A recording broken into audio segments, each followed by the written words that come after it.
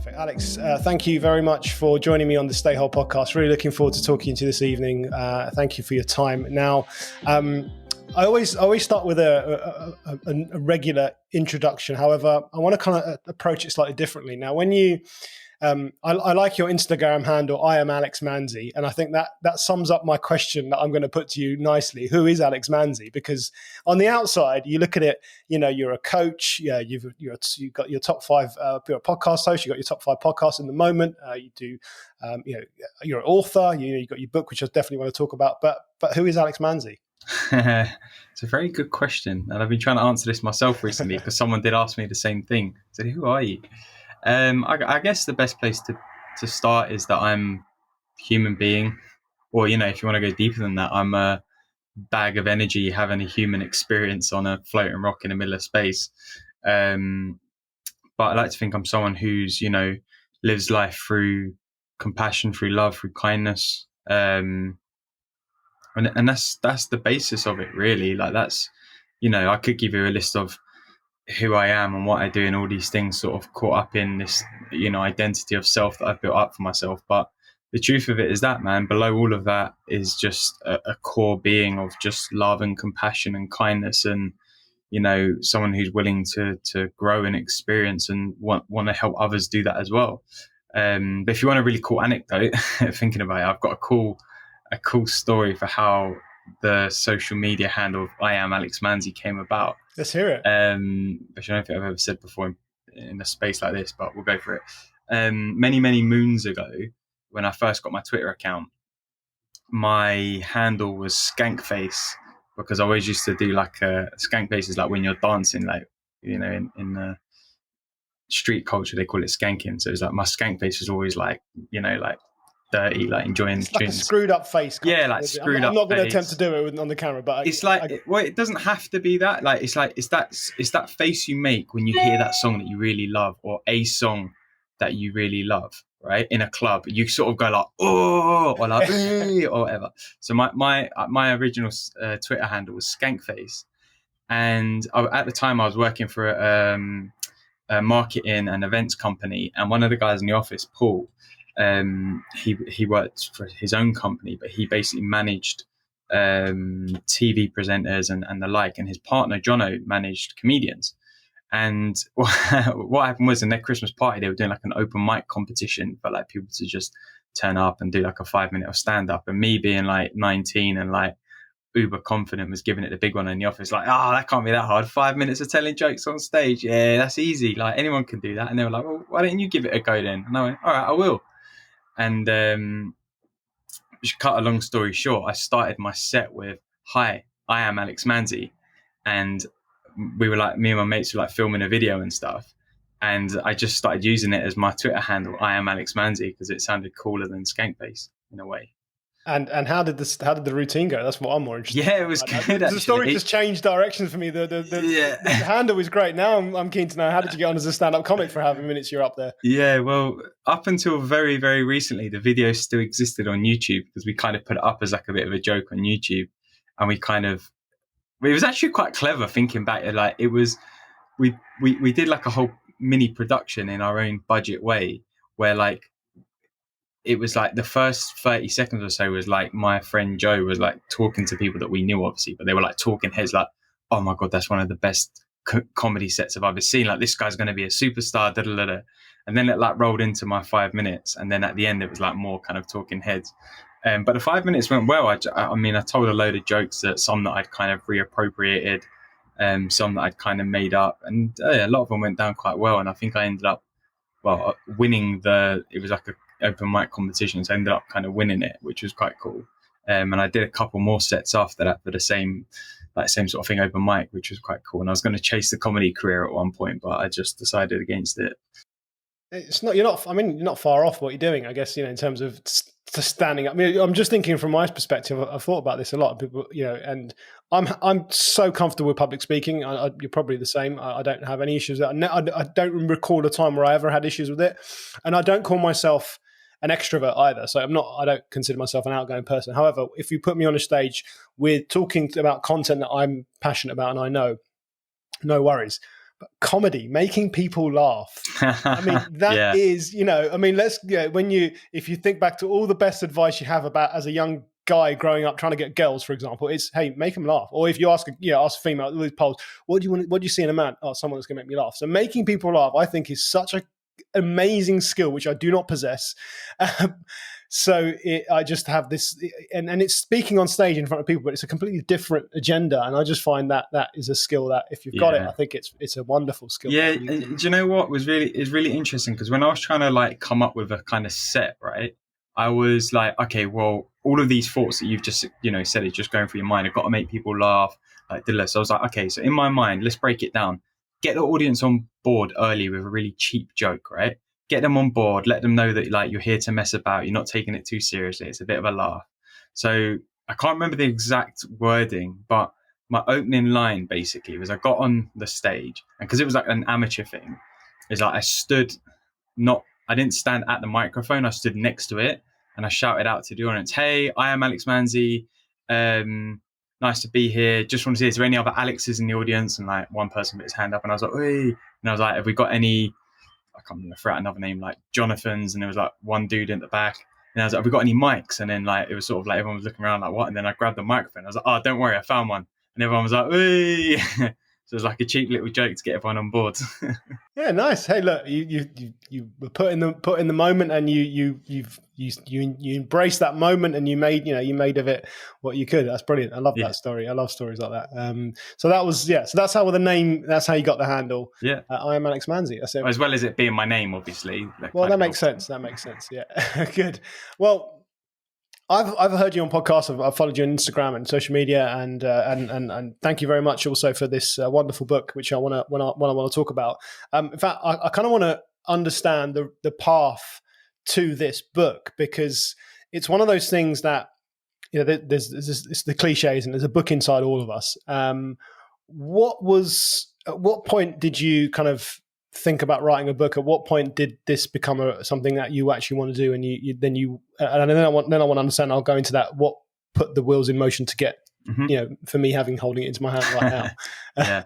So I guess, I mean, in terms of the journey behind the writing, the title kind of speaks to itself, right? It's called The Search for Clarity, A Journey to Understanding Happiness, which is kind of like my personal journey with like trying to make sense of happiness and find clarity in my life. And I basically, when I started on my own like personal journey, was I kind of realized when I was about 25 that I was depressed, and I had to figure out a way of pulling myself out of that in a way, or coming out of it, or doing something about it is probably the best way to put it. And at the time, I like tried therapy. It wasn't really working for me. So I just thought, I'm going to drown myself in positive and inspirational content, stuff that interests me. Like I want to listen to podcasts of like inspiring people. I want to like read self-help books and like books that really interest me, like biographies and stuff. And it just like set me off on this little journey. And that's what led me to like launching my own podcast back in 2017. And then further down the line, that's what led me on to coaching. And through that journey, I've always written, like, so I would write like a weekly email or like a blog post, and I just like almost write some of my learnings and some of my thoughts down. And one of the things that I did in the start of 2019, so I think it was January 2019, I released a free ebook which was called Daily Positive, which is about helping people create and maintain a positive mindset, and like giving them a few practices to do it. So the book was like 5 or 6, I think it was 6 actually in the end thing. So it was like, meditation, journaling, regular exercise, sort of stuff that we hear all the time, and spoke about my experience with them and how they benefited me. And it was just a free download, and it was fairly well received. It had like, I think it's had up to like 500 downloads now, which is pretty cool. And then I always had in my mind that I wanted to write something a bit more substantial, like a book, or like even if it was a free giveaway again, or like, it was something that I tried to get published through like, Penguin Books or something or whatever. And when I was traveling at the beginning of 2020, so pre-COVID, I had this idea of like, I wanted to write up some of the learnings that I'd made through the podcast. So what that looked like was, well, I could go through all the podcast episodes and transcribe everything and try and pull out nuggets from the guests and all this sort of stuff. Or I can pull together the in focus sessions that I do. So I have the interviews segment on my podcast. Then I also have in focus sessions, which is where I talk about one topic at a time and really just delve into it for like 10, 15 minutes and share my experience with it. And I had those pretty much like semi-scripted, so they were pretty much transcribed already. So I just kind of went through a load of those and some blog posts and some writings, and I had like over 100 pieces of writing on my laptop, saved in the cloud or whatever. And I just went through it all, and I was like, right, what's the strong theme here? The theme that I wanted to get across was this journey that I've gone on and what happiness, looks like and means to me, and how that can, potentially help others. So I just like pulled all of these bits of writing together and then landed on a final 25, 26 chapters as they turned out to be. And the final chapter on stillness, actually, I wrote specifically to be the final chapter of the book. And they're more like essays rather than chapters, if that makes sense. Which I say in the introduction on the book. So that was kind of the process of it. That's kind of what got me to that point. So it was a bit of a culmination of a lot of things, but something that was always in the pipeline, I guess. So, yeah, the title, which you mentioned, Search for Clarity, A Journey to Understanding and Happiness. And you've got these lovely sections in here, just looking at the first one. Part 1 is understanding, part 2 is mind, part 3 is self-love, then you've got freedom, followed by the outro. Is that in a particular order, a journey that you went through? You mentioned, just to pick up on something you mentioned earlier, at 25, you felt that you became aware that you were suffering from depression, which, first of all, I think that's a very young age to be able to recognize that. And if I look back at my career, I can definitely point to periods in my life at that similar age where I was suffering the same things, but I wasn't aware of it. And I became aware a lot later. So, was this a journey that you went through yourself that dictated how, what this content was, and you took this path yourself? Yeah, I think in many ways. And I think it was very apparent when I, because what I would always do was weekly pretty much write one piece. So, this book was kind of written in, inverted commas, over the course of like 2 years without me realizing it. And when I look back over the writings, it was a very strong framework that was kind of sticking out to me. It was like, well, the obvious framework was my journey of like being depressed and then getting to a point of like happiness and clarity. So that was like the main, journey of the book. But then it was like finding the pieces of writing that fit into that journey. And when I pieced them together, I think I ended up with like something like 40 or 50, bits that I wanted to put into the book. And then I started whittling them down. I got, some of them I merged into like one essay. It was like two separate ones and I merged into one and stuff like that. I landed on 27 in the end. And like when I reviewed it, when I had all of the chapters, there was like some clear like parts, which is why I've split the book into parts of like understanding. So the beginning of my journey was about understanding what I was going through. Then the second part of my journey was like, figuring out and accepting the way that my mind interacted with everything to create my experience. And then it was about self-love and learning to actually love where I was at and what my life was about and who I was, etc.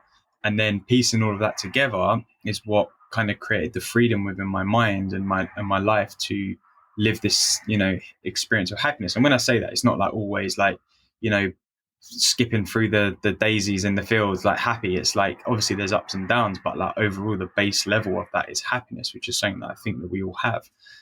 So it was just like looking at it from a really objective point of view and going, actually, that this is a theme. This fits with that essay over there. This fits with this essay there, and it kind of just it formatted itself in a way.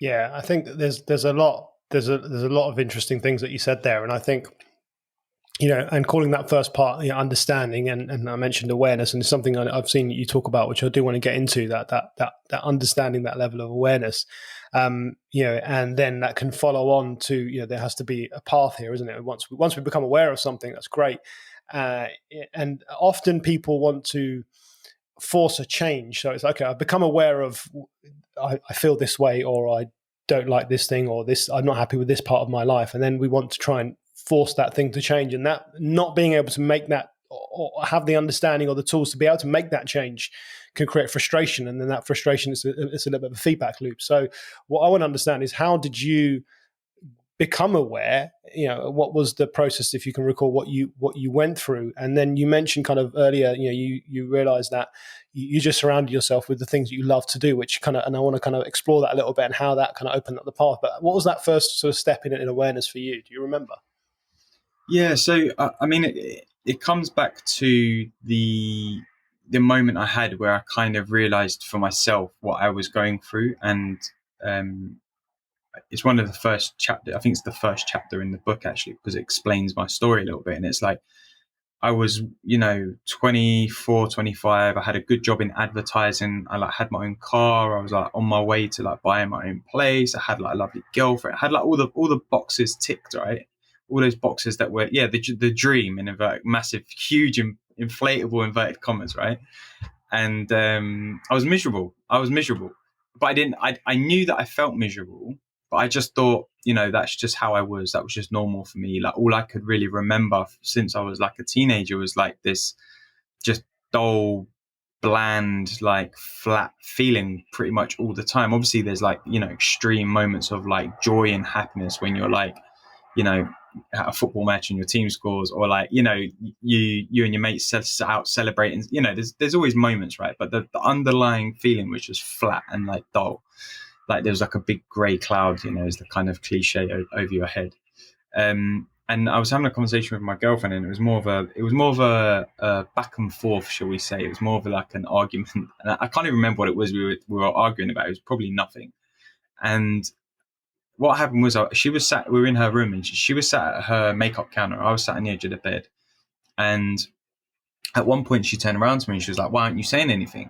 And I was just sat there thinking, that's a bit weird. We've just been, having this debate for the past 10 minutes or whatever. Of course I'm saying stuff. And she was like, "Why aren't you saying anything? Why aren't you saying anything?" And the same thing was just going in my head. I was like, well, I don't know what she's talking about. And then all of a sudden, I realized that what I'd been doing that whole time was, where we were having this debate on what I felt like was going on, is she was saying something and I was saying back to her, and then she was saying something and then I was saying something back to her. What in reality was happening is, she was saying something and I was having the conversation in my head but not saying it out loud, and then she was saying something else, then I was having the conversation in my head and not saying it loud, and then she was like, "Why aren't you saying anything?" And it made me realize that I was living a lot of my life like that. I wasn't expressing myself. I wasn't able to be myself. I was very unhappy. I was very unsure. And I basically just had this moment of relief almost, where I just flopped back on her bed and just burst into tears. And she was like, what's going on? What's up? What's happened? And I was like, the only words I could say was, "I don't feel like me," amongst all the I was like, all I could get out was "I don't feel like me." And she's like, "What do you mean?" I was like, "I just don't feel like me." And that was the kind of moment, to talk about, of understanding, okay, there is something going on here with me, and I no longer want to experience life like this. I want to make a change for myself. I didn't know at that exact moment what that change was going to look like or how it's going to plan out, but that was the moment where I really understood, okay, I'm living life in a very unhappy way and I want to create a change. And that was the first time I'd really admitted to myself and out loud that there was something going on with me. It was a real moment of realization. So that then set me off on the rest of the journey, which we can discuss further in a bit. Yeah, that's really. Thank you for sharing your story, by the way. That's really kind of you. And I think what I want to touch on a little bit, if we can, is and linking where some of that, in general terms, where a lot of that comes from. Because you mentioned there, I didn't, you didn't feel like you, but you didn't have the ability or the skills to express your emotions or talk about your emotions. And I want to know, and we just mentioned the dream, as we put it, and look, what is the dream? The dream is, you go to school, you graduate school, you go to university, you graduate university, you get a good job, you work your job, you buy a house, you get married, you have the white picket fence, and that's the dream, right? Is there an element here where, look, this is just, this is modern evolution, if you want to put it that way, where that dream, I think, has maybe put a lot of many generations, I think, on this path that isn't really a path that they are destined to. Now we'll get into purpose and all that stuff, but it's almost like your life is. It's like that movie. What's the movie I'm thinking of? Truman Show, right? Truman, where everything is dictated, and he has to do certain things in a certain way, and everyone's on it's a Big Brother experiment, and it kind of feels like to me. And when I look back at my life, and this is why I wanted to talk to you, because I resonate with a lot of things you just said there. When I look back at my life, I feel like I fell into that I don't want to call it a trap, but I fell into that chasing of the dream. And mate, I think it absolutely is a trap. If I'm honest, I don't think there's anything wrong with calling it that. Right. So and again, we don't need to it's not finger pointing exercise and saying who created that and where did that come from. It's there. We know it. When I say it, everyone knows what I mean. Right. So I found myself falling into that trap and chasing something which, it wasn't, as you quite rightly said, there's this feeling inside of you, this numbness that's there the whole time. Yeah, you have your happy moments, but something's wrong. And I look back at myself and I think I tried to fill it with things that would make this dream bigger, right? So I had the house, I had the motorbike, I had the car, I had the DJ decks. I had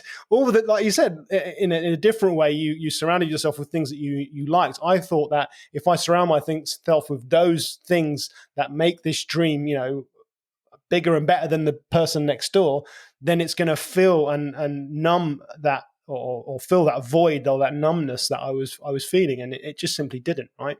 So do you think there's something there with regards to that idea of this dream, which you clearly do? You mentioned it. You think it's a trap. So I think for sure. I think it's almost like you said. I think the Truman Show is a great example because we're kind of born and our life is already set out for us in how we're supposed to approach it. There's like almost there's no wiggle room. Maybe you might have a year or two wiggle room when you're going to uni, leaving uni, and you're allowed to go traveling for a year, and that's your year of like experimentate. Like, do you know what I mean? It's like. And I think that's not how we're supposed to live life. That's not what life is really about. Don't get me wrong. I understand that we need to work and earn money and But again, I'm like, well, is that a trap? Do you know what I mean? It's like, do we need to live like that? I started to question a lot. And I think that was a big part of my journey after that moment of realization or waking up or, breakdown, breakthrough, whatever you want to call it. It was then beginning to question everything. I was like, am I supposed to have this, good job in advertising? Is this a career I want?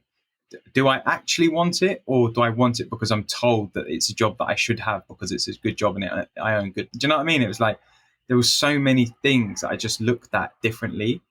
And I think when you step into that, it's really powerful. And I think, part of the reason why the only words I could get out at that time with my ex at the time was that, I don't feel like myself, is because I think deep down, really deep down, and this almost goes back to your first question, like we know who we are. We know that we're full of love and compassion and fun and like abundance. And, because when we're children, that's exactly how we live life up until we're maybe 3, 4, when we start to form a kind of idea of self and we start to behave in certain ways because we see other people behaving that way and blah, blah, blah.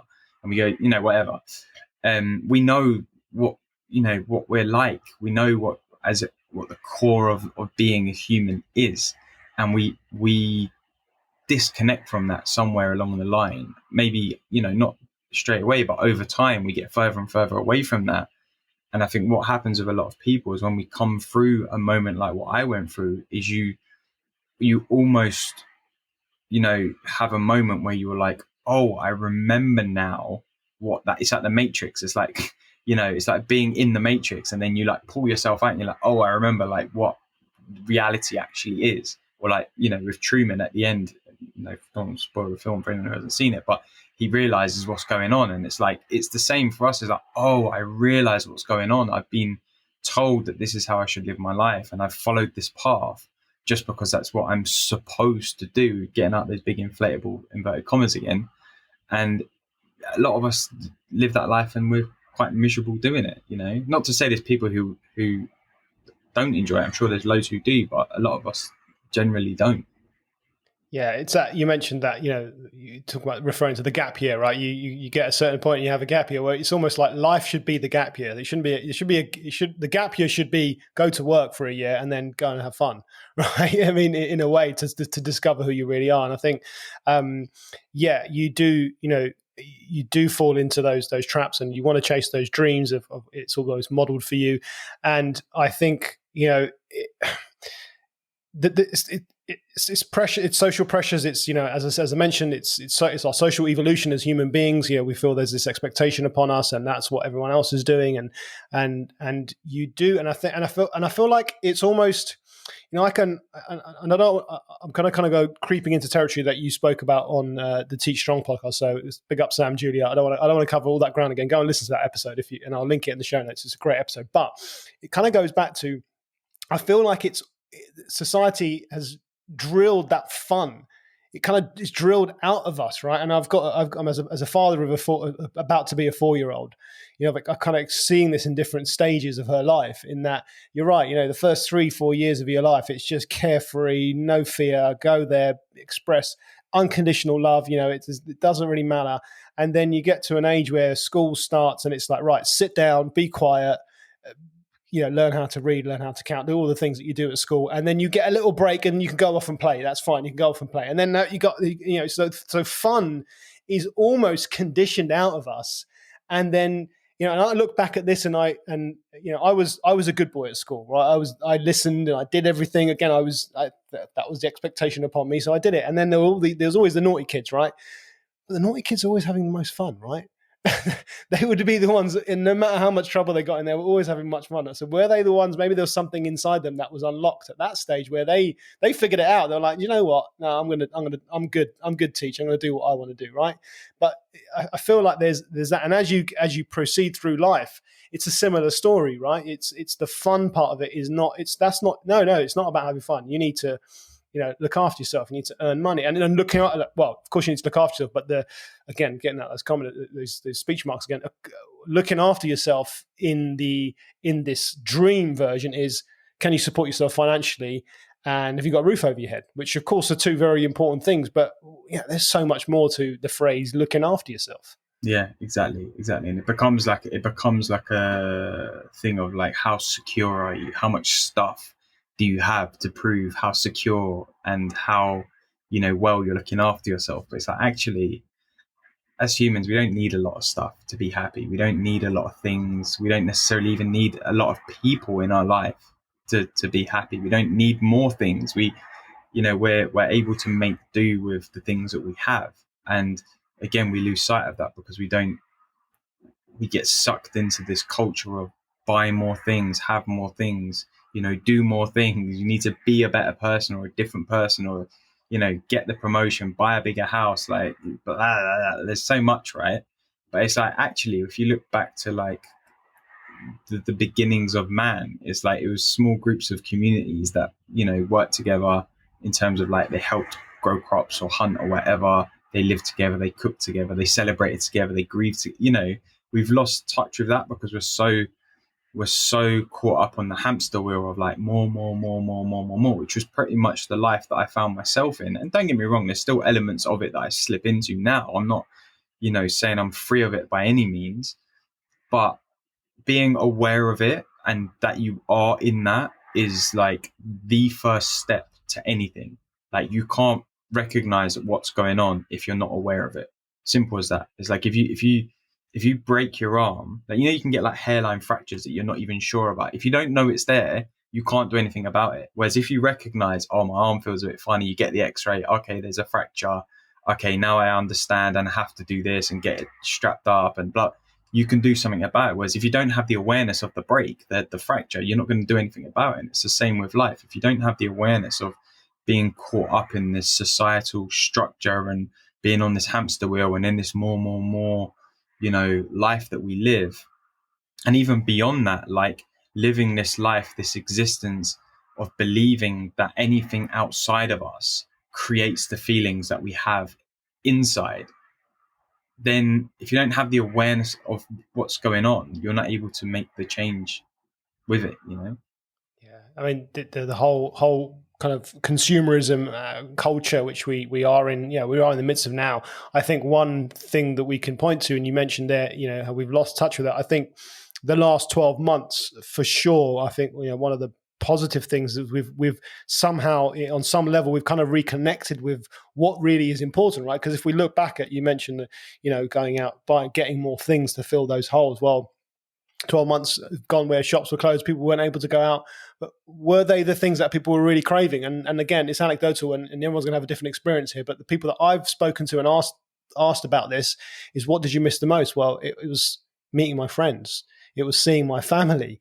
It was, for my wife, hugging. She's the serial hugger, right? She's that person. For her, it was hugging people. It was those basic human, things that we craved, and it wasn't all those things. And yes, okay, we needed technology to communicate and all that stuff, but if we just look at what we actually craved, it was that, right, on a very basic level. So I think hopefully, and this has been said many times on many podcasts, but hopefully that has been a little bit of a pause, a little bit of, you mentioned awareness, right? Exactly. If you don't know that that fracture is there, you can't change. And I say this all the time on our program: without awareness, there is no change, right? If I don't know it's raining outside, I'm going to get wet, right? If I simply just make myself aware, which just doesn't take a lot to look out the window, I can stop myself from getting wet, right? And if we can just think of that, and I think that awareness, though, I think we're just talking about just that hamster wheel of life that you mentioned.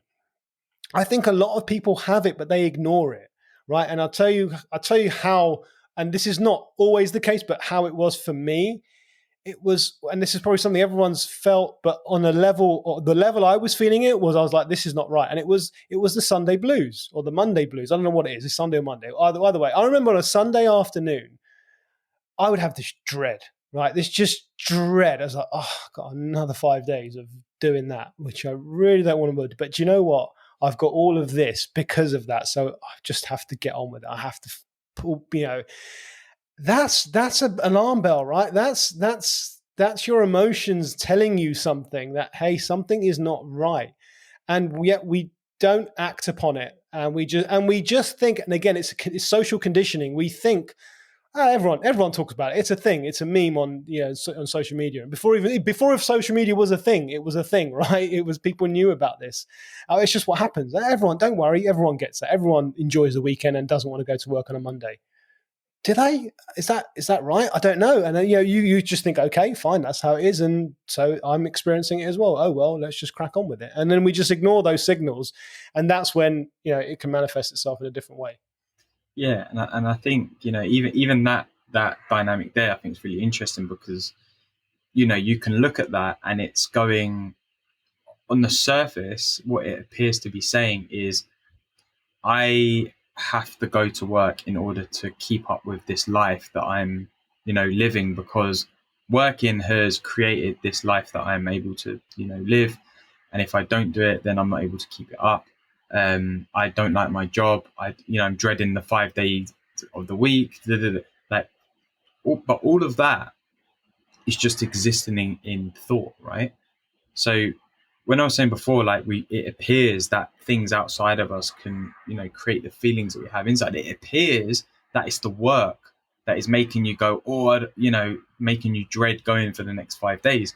But in fact, it's not. It's the other way around. It's the thinking that we have that creates the feeling about work, because our thinking is telling us, oh, I don't want to go because, I don't necessarily like my job, but I have to go to my job, because if I don't, then I don't get to keep this great house, and I can't support my family, and I can't do this, and I can't do that, and blah, blah, blah, blah, blah, blah, blah.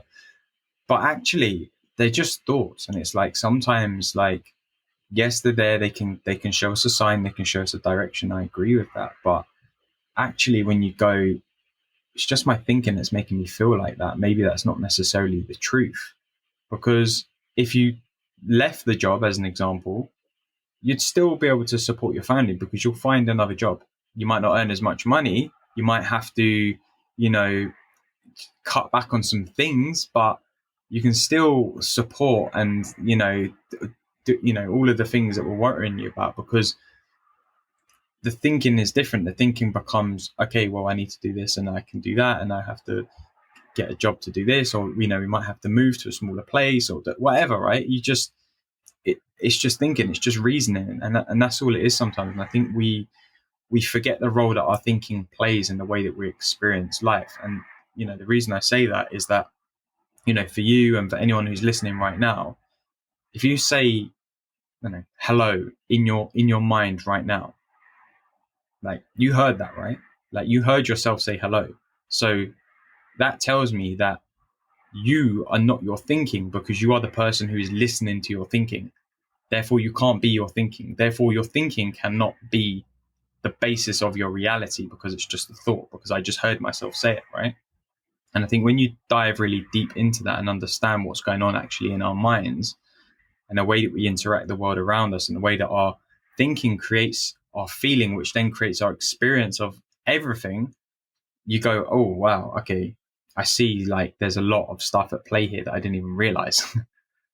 Yeah, thinking. You said something there which is really, really powerful. Thinking creates the feeling, right? And if you just stop and think about that for a moment, it really is. It really is true, right? It's how I think in the moment is going to create an emotion and a feeling that is attached to that. So if I can become aware of that thinking, and you're right, you're quite right. We are not our thoughts. But if I can become aware of that is just a thought that has created this feeling, then can I somehow go back and change that thought, or redirect the thought, or think of in a structure in a different way? And I think that is, that again, it's just it's a deeper level of awareness, isn't it? It's just like the next, almost like the evolution of what we just said is, first of all, becoming aware, knowing, and okay, where is this coming from? And okay, it's my thoughts. I am not my thoughts. And as you just unpicked it, I think that's a really Yeah. logical step to take. And I think there's a story that I tell in the book, which, and actually, no, let me tell you another story, because I've been telling this one more recently. It's a bit more fun. So a few years ago, maybe 4-5 years ago, I went to Las Vegas with a group of friends. We went on this like 7-night trip, right? As like a boys' holiday, treat ourselves, da da da da da. And we were 5 days into the trip, and we found ourselves at a pool party.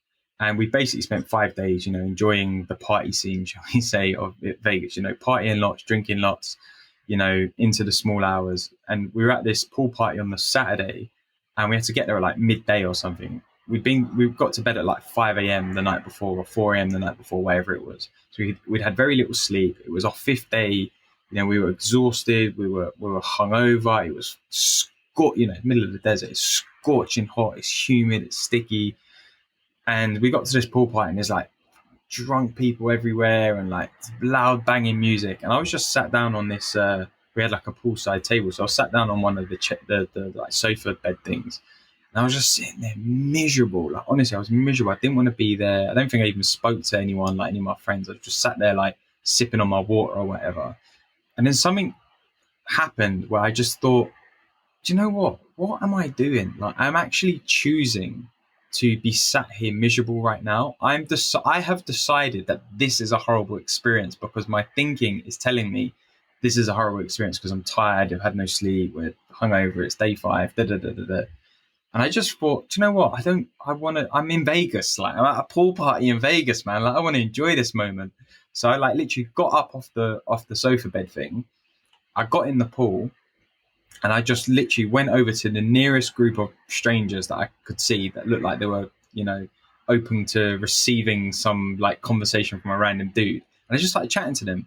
And I literally spent the next like 2-3 hours just bounding around the swimming pool and around the poolside, like having conversations with all these random people. And I was meeting people from like all over, like America, like Canada, like group from London, like so many people. And I had like the best day like I'd had in Vegas. Like, it was one of my favorite days. And all that changed.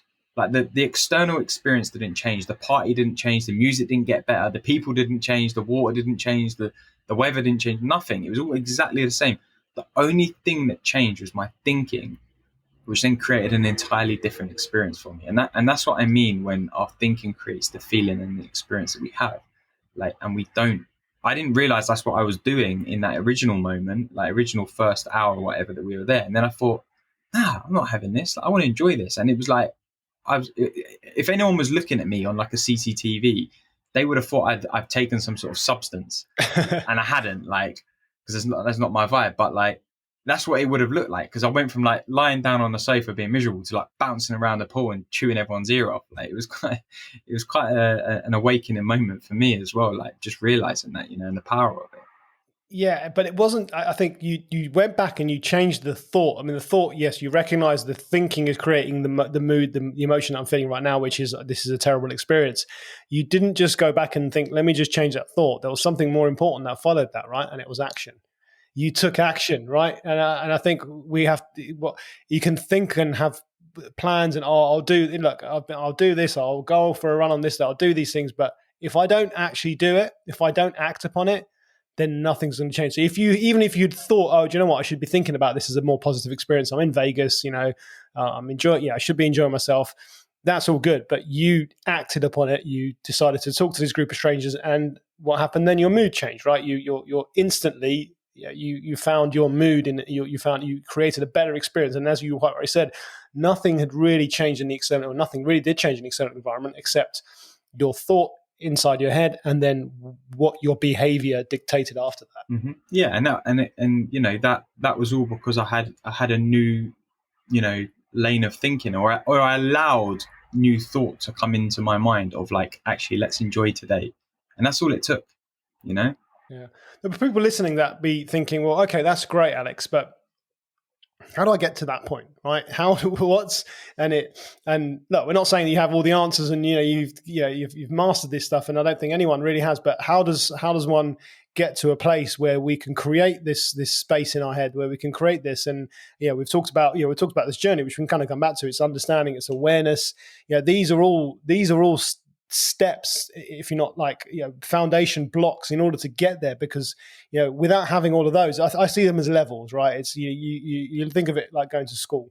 You go to school, you can't just turn up on the first day of a new term and go, miss, can I just jump up 2 years? I don't want to do this.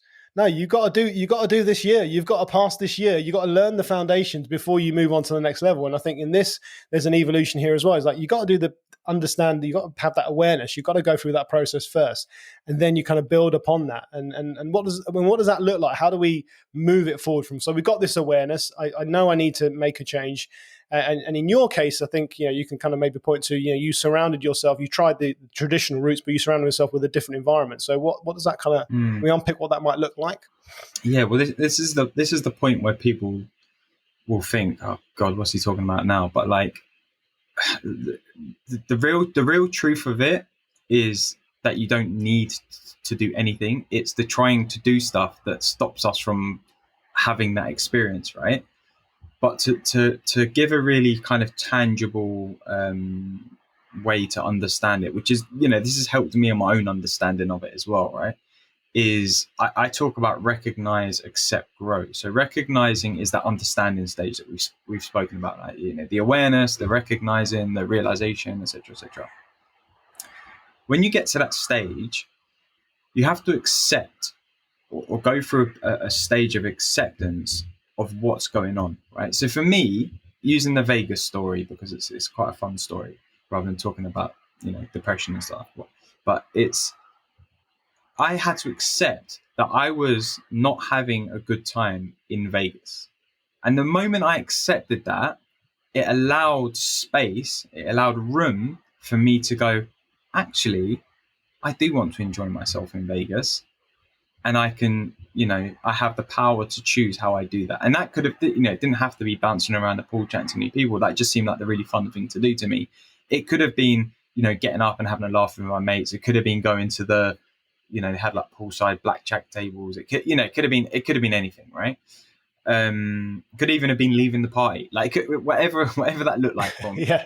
Right. But in that moment, my thinking was saying, let's go and talk to some random people. There's loads of cool people here. Like, let's have a chat with some people. And that was purely because I accepted that I was not having a good time in that moment. If I hadn't accepted that day might have looked like me sitting there feeling more miserable for myself, feeling sorry for myself, beating myself up for not wanting to enjoy myself. I've spent X amount of money at this, just on this party alone. Like, just being at this party alone and being on a poolside table cost a fair amount of, pounds or dollars. And I would have made myself feel even more miserable about it. But the accepting of actually this is what's going on allowed me to drop all of that negative thought, allowed me to drop that story of like, well, I'm exhausted and I'm tired and I'm hungover and I don't really want to do this.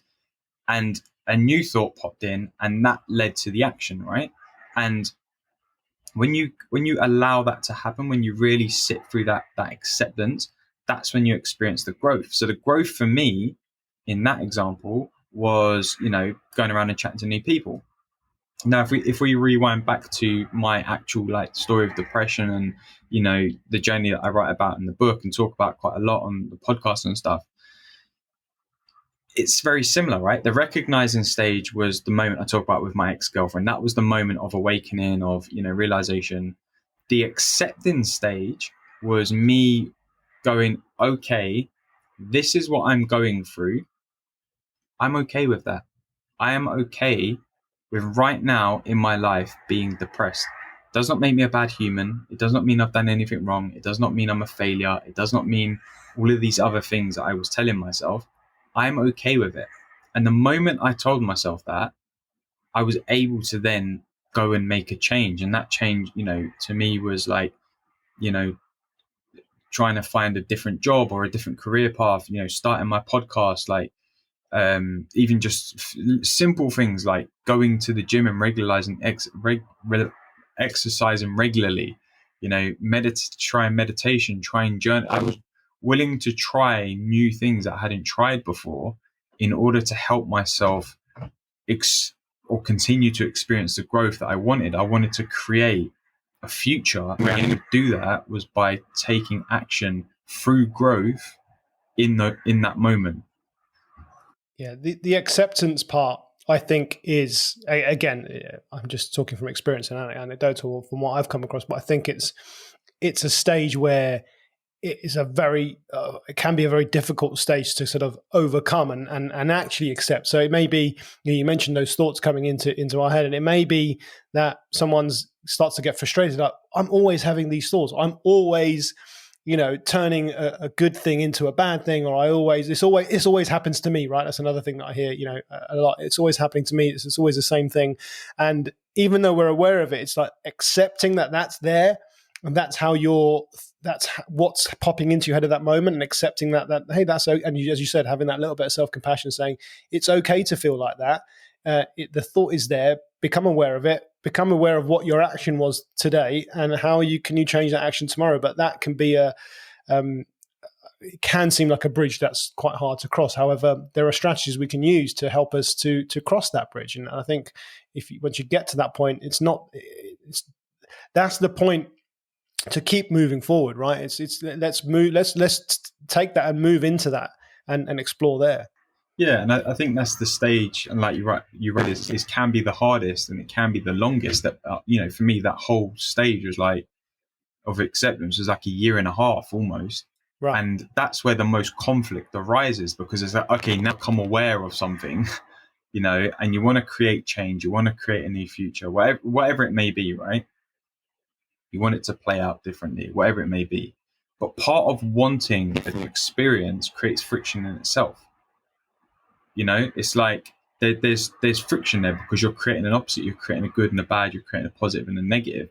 Whereas when you truly accept what you're saying is, I am totally okay with what is happening right now, and not just saying it. That's not good enough. Like actually living that, like being acceptance is what creates the change, because that's when you really, realize that really we're the only people that ever hold us back from anything we want to achieve or anything we want to do in life. Be that, and that doesn't have to be like, earning $1 million. That can be like just living a life which might be a bit more minimal, but makes me feel a lot happier. And like we were speaking a couple of weeks ago, and you're saying how you changed your life around. You downgraded where you lived, you moved back to the UK, you work certain hours so you get to spend your afternoons and evenings with your wife and your kid. And it's like, if that's what happiness looks like to you, cool, man, do that. Like, why not? Like, we get to choose, and that's the beauty of this whole thing of life. It's like, it's pick your own adventure. You get to choose what it looks like for you. If you want to go down that route and you want to travel and spend time in different countries and whatever, then cool, do that as well. Like there's no right or wrong. It's just, opening yourself to acceptance and allowing the room for the growth to happen and see what plays out and be totally cool with it either way. Yeah, and I think that's so true, because I think, accepting, and then you mentioned just creating that life, or creating an environment. It's and it often is a break from that norm, isn't it? It's a break from that trap we talk about, that spinning wheel that we talk about, and we think, oh, and then that can be, well, hold on a minute, what, I can't accept this, because if I don't do this thing, if I'm not thinking, then I'm not going to be on this path where I'm going to end up, and it's like, then I guess it comes to, do I really want to have, is that really my end point? So I think it's okay, as you already said, create your own journey, create your experience. It doesn't have to look like everybody else's. And I think that for me was really, really powerful. And I think that's what triggered me to, for me, it was, again, whether it was right or wrong at the time, for me, it was like, I need to get out of here, right? I need to escape. And that's probably what I was doing. I probably was escaping, but that me escaping, and that led me to leaving the country and moving to a warmer climate. I figured, do you know what? And this was my thought. I was like, do you know what? I don't feel like as bad as this in the summer. when the weather's nice, I don't feel, and I'm sure this is many people listening that probably think, yeah, of course I feel great in the summer. So for me, I just, on a simplistic level, I was like, well, let me just at least surround myself with nice weather, because if that is playing such a thing, when there's nice weather, I'm outdoors more, I'm exercising more. I didn't link any of this to mental health, because I wasn't even working in this space at the time, in health and wellness space, but the weather was a trigger for me. Then that kind of, the path almost opened itself up. It's like, okay, let me change a couple of things. Now, you don't have to go as extreme as I did and leave the country, but it could just be that one thing that you start to do that maybe is against the norm, and you think, oh, actually, do you know what, that wasn't so bad, and then it kind of unlocks, that the path starts to evolve itself. And I think that is a very important part of this journey. Yeah, and that's what I mean sometimes, in like, there's nothing that you have to do. You just need to get out of your own way and allow the picture to unfold by itself. Like, and that could look at hundreds of thousands, millions of different ways. But if you allow yourself to get out of the way and step back from being too involved in your thinking, because it's just the thinking that creates all of that, right? Then you allow the new thought, why don't we, why don't we move country and go back home and be closer to our family? Or for me, in the Vegas example, why don't I actually go and have a conversation with that group of people? Or, for me, it was also like, why don't I start, exercising regularly? Why don't whatever it looks like, right? Have to allow the room for that thought to come through, rather than clogging up your thinking with more thinking, which is what then we call it overthinking, but that's exactly what it is. Yeah, no, I definitely think it's very powerful stuff. So on this journey, so we've accepted, we've become aware, we've accepted, and then we need to, people. Then you kind of go into sort of this whole understanding, and then there's this mind and self love. So I guess the acceptance is a lot of that is self love, right? That is about, like I said, not beating yourself up, not having that huge expectation upon yourself in that way. So there's that, but there are obviously other things and other tools that we can put in place, and you've mentioned a few of these already, which is exercise, and we can get into nutrition and mindfulness, which I want to talk to you about your mindfulness experience, and I have heard you talk about it on another podcast, but I'm glad if you want to discuss it now. But so these are tools that we put in place to give us that space, and to again, we talked about our foundation, just to let's do the basics, let's do the work, and then it kind of the path unfolds. So I talk about this all the time on podcasts. So movement is not one I really kind of would need to go into that much detail, but of course we know, we've talked about this off when we haven't been recording, about how movement has played a big part in your life, and can you explain at that stage when you were going through this discovery, what part did that play in your life? Yeah, and I just want to pick up on something really beautiful that you said there, of like giving yourself the space. That's what it is, right? And that can look like anything for anyone. It doesn't have to be what I say my experience is. It doesn't have to be what you said your experience is. Like, it's individual as to what giving yourself feels like, right? One of the things for me was, exercising regularly. Like, up until I was 28, I think, I hadn't stepped foot in a gym before. I'd never been in a gym. I'd been in a gym, but I'd never been a member of a gym and like done a regular kind of anything, because I played football a lot when I was a kid, and that was my exercise, whatever. So I made a conscious decision of like, I want to start working out regularly. I was approaching 30, so I thought I want to hit 30 in like the best place I can be physically and mentally. So that was a part of it, right? But it was giving myself the space to do it, right? Because for a lot of people, working out looks like, oh, I'm going to book onto that class after work, and then it gets to 5:30 and it's like, oh, I feel like now I'll go tomorrow instead. I won't go today. And I slipped into that. I went for the first month to a few evening classes, but then slowly the excuses and the stories crept in of why I didn't want to go, and I was tired and that was that. So what I said to myself was, right, okay, well, if evenings are seemingly hard for me, for whatever, it's like sometimes you go for drinks after work, there's a ton of things that happen, right? Life gets in the way. I said, right, if I can't do the evenings, why don't I try the mornings? Like, I can get up at, 8 o'clock and be in the gym at 7. Like, it's not like I can do it. I just need to go to bed earlier. That's all. It's not a big thing. And I did that for like 3-4 years, just like, wasn't overly consistent with it. I like to say I was quite consistent, but 3 days a week, 7 a.m. in, or 7 to 7:15 in the gym for an hour, and then I was fortunate at the time I didn't start work till 10, so I'd had enough time to go home, shower, eat, get myself ready, get to work, etc. And it was just having that regular movement was, so beneficial physically, but the most powerful thing was having the space for my mind to wander. Because so I don't know if it's the same for everyone or if it's just me, but when I'm in the gym, right, you're focused on whatever exercise you're doing, you're potentially listening to something in your headphones. I love to listen to podcasts while I'm in the gym, but at the same time, my mind wanders. And there wasn't many other opportunities throughout the day around my mind to wander like that. And I got so much out of being in the gym, which wasn't just physical, was also mental, in terms of like, I'd solve problems while I was in the gym. I'd have ideas, and then I'd leave the gym and I'd forget them all. But that wasn't the point. It was just having the time to do it and allowing myself to do it without putting any pressure on a certain result or expectation, or blah blah blah. And then that then led me on to exploring meditation, and like what if I was getting that from an hour in the gym whilst I was actually doing physically stuff. What would happen if I found myself meditating and I had to sit for 10, 15, 20 minutes, not doing anything, but allowing my mind to wander? What can I get from that experience? And it's not necessarily you get from them. I think that's a big misconception that we do have, actually, is like people want to get something from meditation. It's actually, what are you giving to the practice? What are you giving to your regular practice? What are you giving to a meditation practice? Are you giving it your presence, your energy? Are you really giving it your time, or are you just going through the motions with it?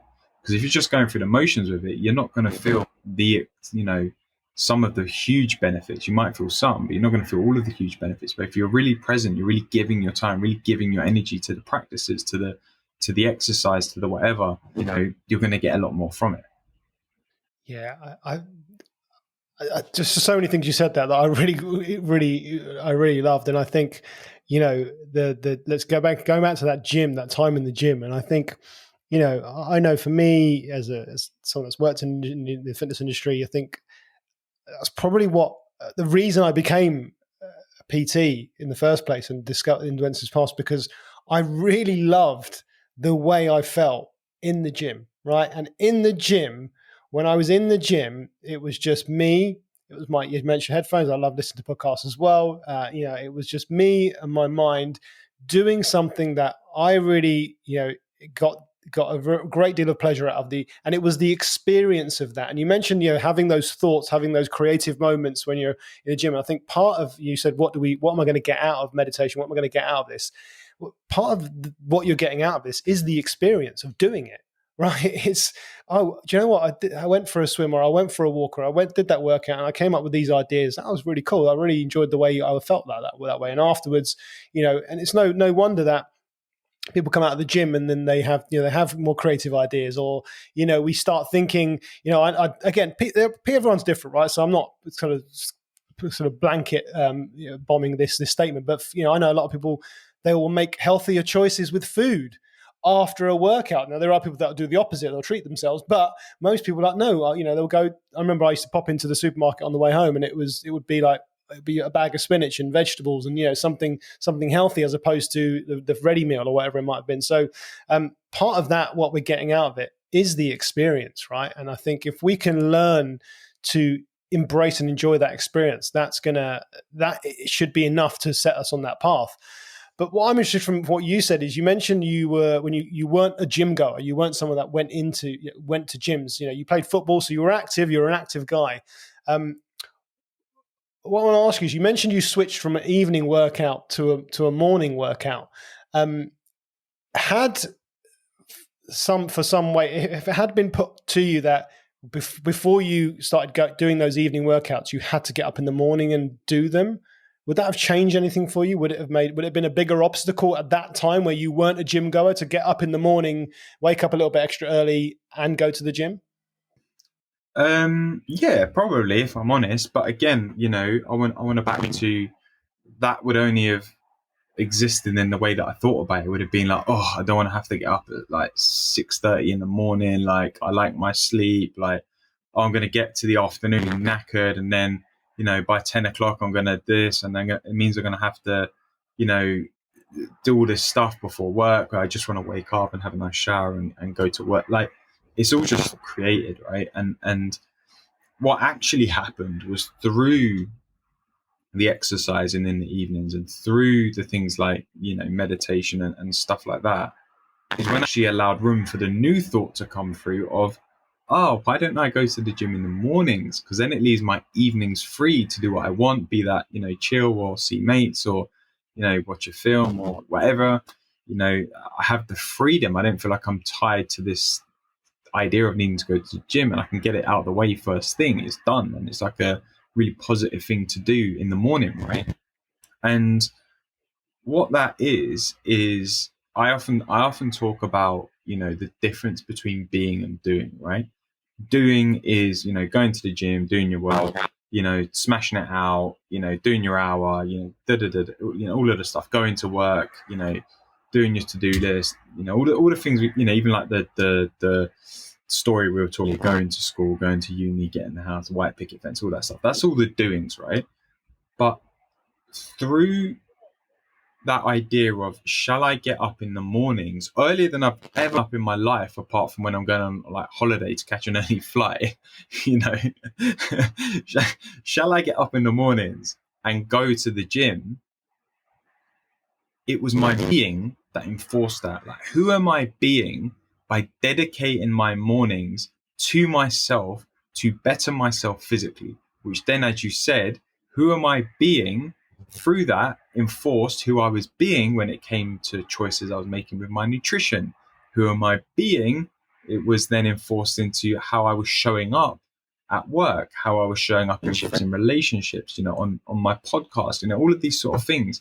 It was all centered in who I was being through those processes. Whereas if I was getting up in the morning and I was half asleep and I just sort of went through the motions in the gym, my being is very half-hearted. It's very not present. It's very just, I'm doing it just because.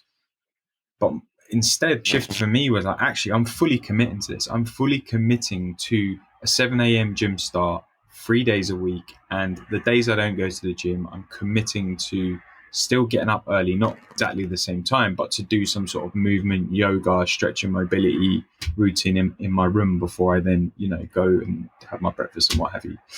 And it was all centered in, the way of thinking and the thought created experience I was having, but also anchored in my being and the way that I was showing up for myself. Yeah, I think the being, the actual, the experience of going to the gym in the evening, as you quite said, that's what unlocked the ability to then think, okay, I can now, and and I think it clearly, going to the gym in the evening, doing those few classes, whatever, however it started, there was enough there. There was enough emotional. There was enough emotional reward for you to then think, do you know what? If I do this in the morning, because I want to do this, right? It wasn't like, evenings are becoming a bit of a pain. I'm getting home late. It wasn't like, I'm just going to knock it on the head. It was like, no, I want to do this. This is great. So you were hooked, if you want to use that term, right? It was like, okay, I'm in now. And then it was, how can I fit this into my life and doing it in the morning? So it wasn't such a big obstacle. It wasn't a big jump for you to go and get up a bit earlier in the morning and go after that, that thing you still wanted to do. Exactly. And it comes to one of the things I always talk about, which is like the small, tiny 1% that you can do in your life, right? For me, if you want to look at that whole gym experience that I've had and still having, the initial 1% was to walk into the gym and decide to sign up. That was just a 1% move. The second 1% move was to, sign on for even, I can't remember what the classes were called, but Box Fit or Power Out or whatever they're called. They've all got their fun names. That was the 1%. Then the other 1% on that was showing up for the workout. The 1% after that was then signing up for the next class. And all it was little tiny 1% actions that compounded and led me to this decision of, let me do the mornings. And then it was like the initial 1% was setting the alarm at 6:15. The second 1% was like getting out of bed at 6:20. The third 1% was like getting myself ready, like getting out the door. And then it was like jogging to the gym as like a warm up. So then I didn't have to warm up when I was there. Then it was like, okay, complete the workout and then go home. And then, all it was 1%. And I approached it in a way where I tackled them one thing at a time, rather than looking at it and going, right, I'm going to have to get up at 6:15 and going to be in the gym at 7. Then I'm going to do an hour at the gym at this time. And then I'm going to get home by this time and then have my breakfast. And I was like, okay, cool. I know that's how it's going to play out, but let me just focus on each step at a time. And it took care of itself. Yeah, and it sounds like you didn't put the expectation upon yourself that it has to be perfect as well. And I think this is something that I see a lot I've seen a lot over the years, is that there is an expectation upon us, whether it's starting a gym routine, whether it's trying a new way of eating. It's, I have to do this perfectly, right? Don't eat these foods, only eat these foods.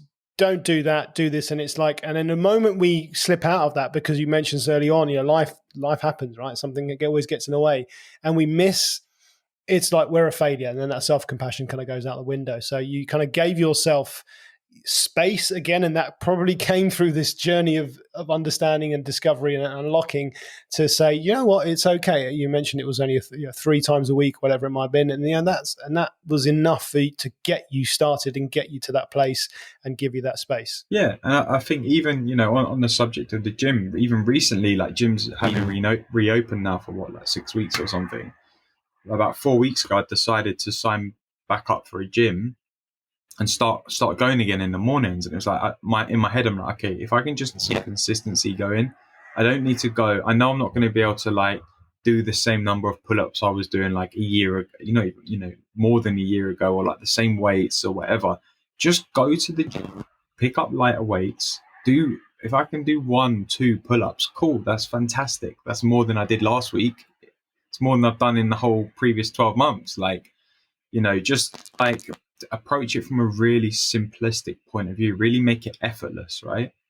And then I did like 3 weeks really consistent, 3 days a week, getting back into my routine. And then last week I only ended up going 1 day. I think it was on Friday or Thursday, I can't remember which. Didn't beat myself up about it.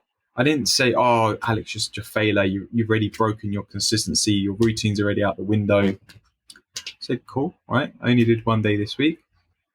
Right, Monday we go, and then we go from there, because I always do like Monday, Wednesday, Friday, or if things shift, it will be like Thursday, Friday/Saturday or whatever.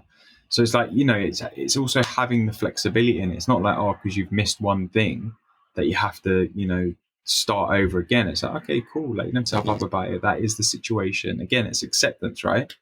okay, I can accept that last week I went to the gym only once. It's fine.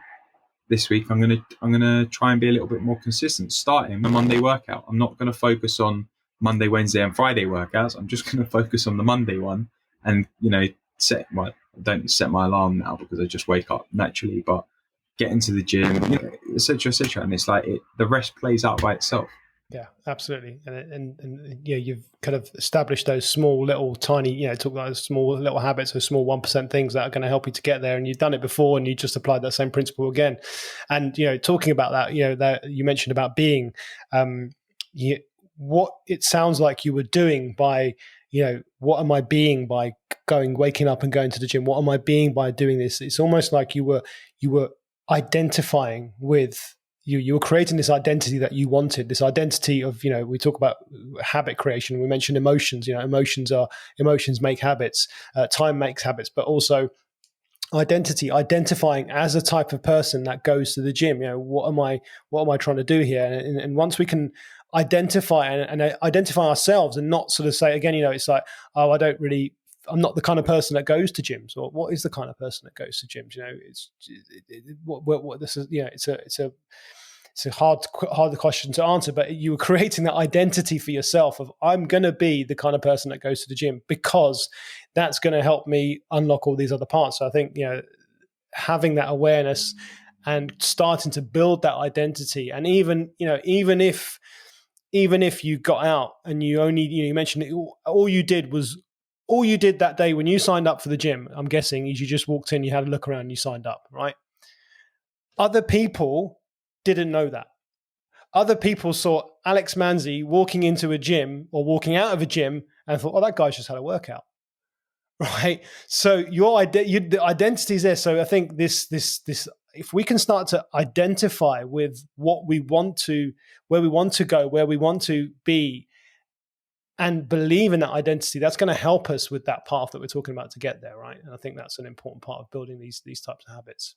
Yeah, and I think, the identity is a good way to look at it. I think, obviously people can misconstrue that in like, having this identity of yourself that you're tied to. So I don't think we're necessarily tied to anything, but it's, who it comes back to a question of who am I being by being someone who wants to, work out regularly, who wants to, and it doesn't necessarily have to be join a gym. It can be, arrange a weekly football kickabout with your mates. It can be joining a running club. It could be, going on a bike ride once, twice. It could be someone who just walks work instead of gets the tube or gets off 2 stops earlier to walk to the office. Or, I know we don't necessarily go to offices as much anymore, but do you know what I mean? It's like, yeah. But who are you being through that? And that's the big question. It's like your being ultimately enforces your doing. Like my being was, I want to be someone who is physically healthy. I would like to be someone who, heal myself physically as well as mentally. So the doing looked like going to the gym. The doing could have looked like playing football more regularly, or the other examples I gave earlier. There's so many different ways it can look, but it's the being that will enforce your doing.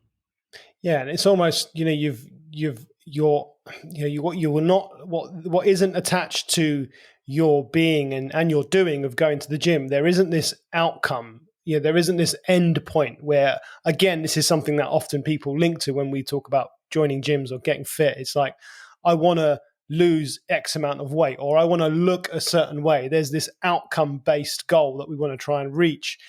And, it's very hard to, it's very hard to go on this journey because what happens once you get there, right? If I go to the gym and I reach my target of weight loss, or I reach this target of looking a certain way, what's next? It's like, can we actually be and do it, but be that person and enjoy that experience? As we said, going to gym, enjoy the experience. That is going to give us a lot more from the actual doing of the thing, right? 100%. It's, in that example, who do you have to be in order to go to the gym and, meet your goals of weight loss or, whatever, build weights or whatever? Like who do you have to be in order to do that? Yeah. Excellent.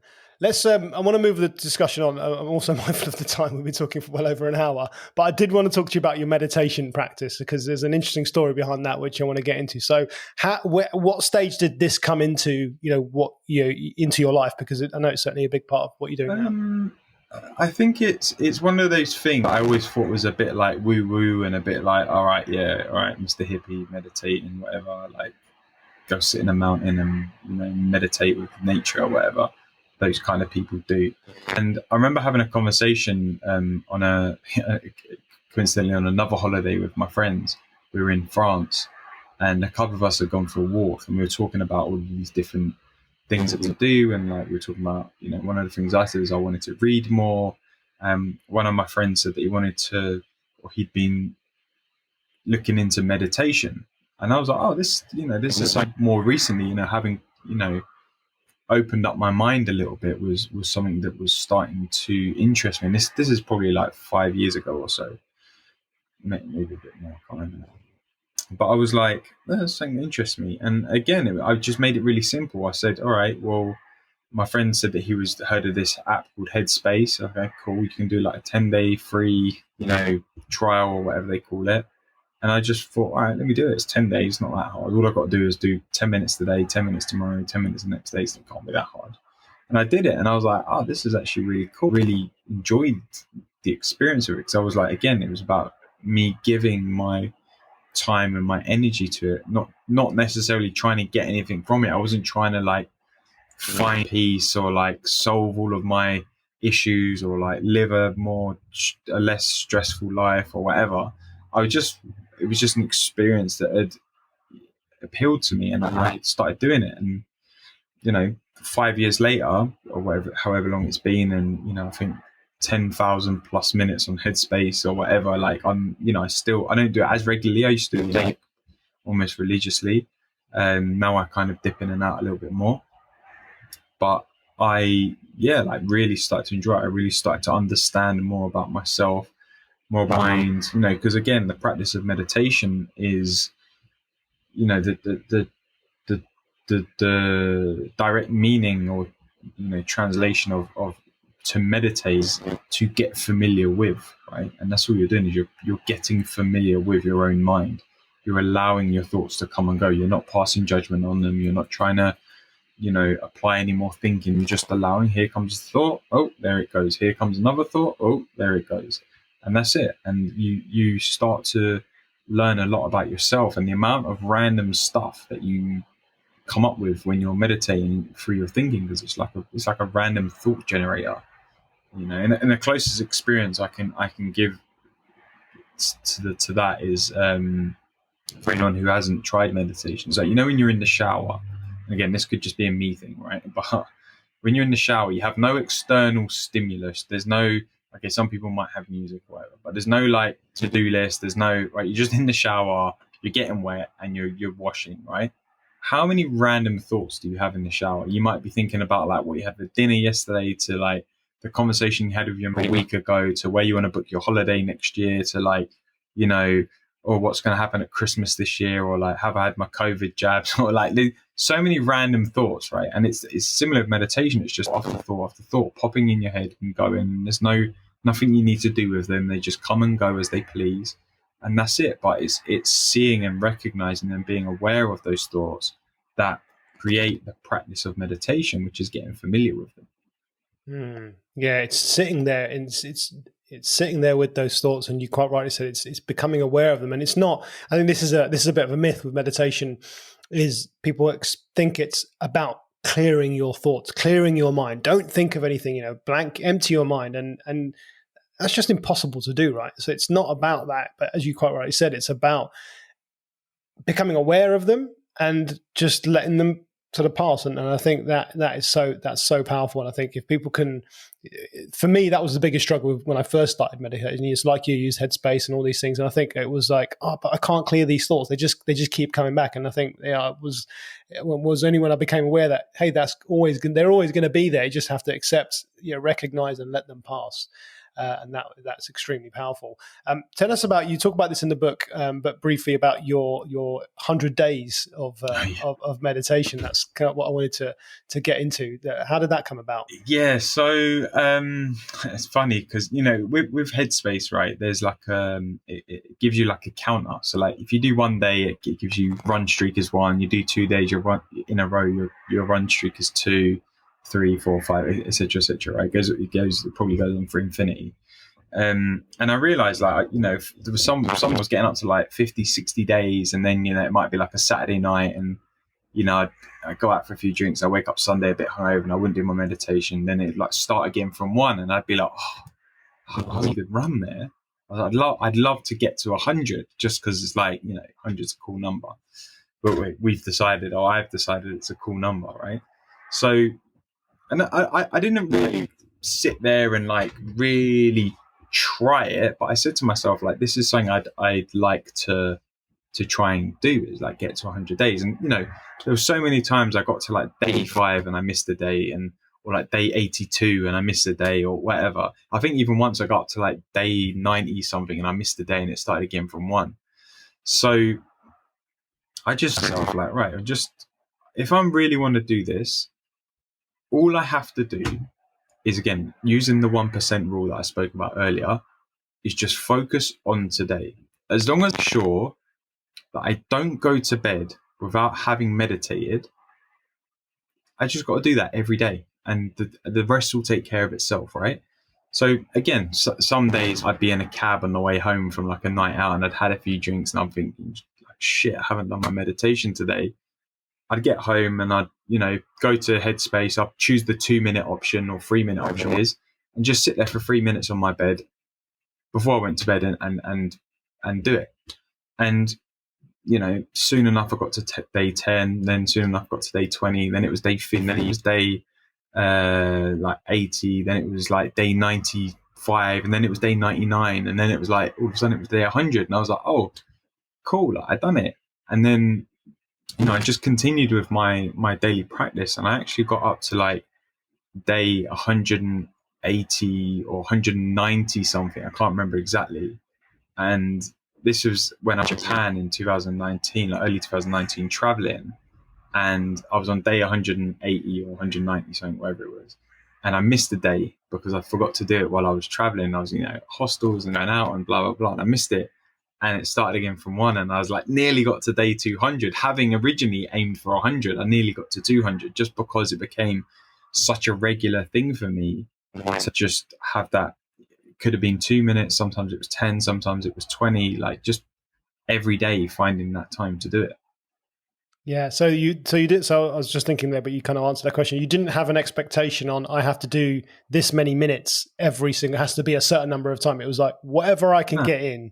Yeah, like I think generally speaking, my mornings were, going to the gym, as we've spoken about, or getting up and doing my mobility, flexibility, stretching, whatever. And then I'd have my breakfast, my shower, and then before I left, I would have 10 minutes sit and meditate. Before I left to go to work, I'd have 10 minutes and sit and meditate. And that was kind of like Monday to Friday. It was kind of taken care of. More often than not, I would do it. If I didn't, I'd find time in the evening to do 10 minutes before I went to bed. The weekend, however, is where it became a lot harder, because, you go out, you go to bed late, you sleep in, your routine's a little bit not as, consistent. So they're the days I had to really think, like, okay, have I done a meditation today? No. Okay, well, let me go and do 10 minutes now. Or if it was before bed and it was after late night, let me just do 2 minutes. Like, I think there was even one occasion where I was in the back of a cab. I was in the back of a cab after a night out, having had a few drinks, and I had the phone to my ear, and I was doing like the 2-minute Headspace meditation in the back of this cab on this like 10-minute journey home. And so, yeah, it was just like, again, who am I being through doing that? It's like, I'm, really putting myself first. I'm really prioritizing the things that I want to do. And it was just, there wasn't a limitation of like, it has to be X amount of time. It was just like, it was just an idea of like, can I get to day 100? It'd be quite cool. It'd be a cool story to tell, I'm sure, at some point, which it turns out it has been on quite a few occasions. There you go. There you go. It serves its purpose, I think. But Yeah. I think for anyone that wants to, this is something I battle with. It's getting that. Just while you're talking, I was looking at I think I got to 83 days on my Calm app, and I remember the feeling of when I missed that one day. I was like, oh, that streak, and you see it in dots in the calendar, and it can be quite, addictive in that way. But I think is to not have that expectation, right? So just to allow yourself, just experience it. It's one of those things that it does take time to build the habit. It does take time to, I feel like you do reap I don't want to attach rewards to it and use that word, but you do feel the benefits of doing it, very, very soon after you start. I don't think personally, it didn't take a long, you mentioned those headspace, I did the same thing as you, 10 days, there's 10 days free. You get, introduction to mindfulness and meditation. And I did feel the difference. It just, you mentioned, we talked about this before with the gym, allowing yourself that space and that time to think and be present with your thoughts.